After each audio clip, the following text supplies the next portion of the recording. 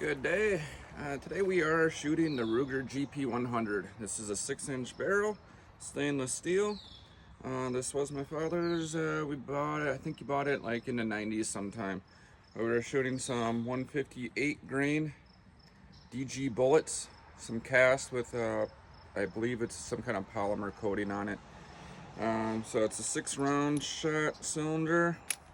It's gonna pop off some rounds on this steel target. Hopefully you can see that.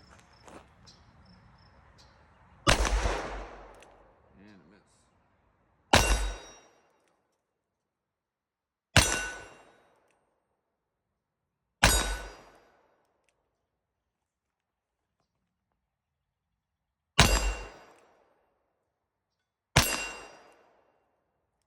think that was 6.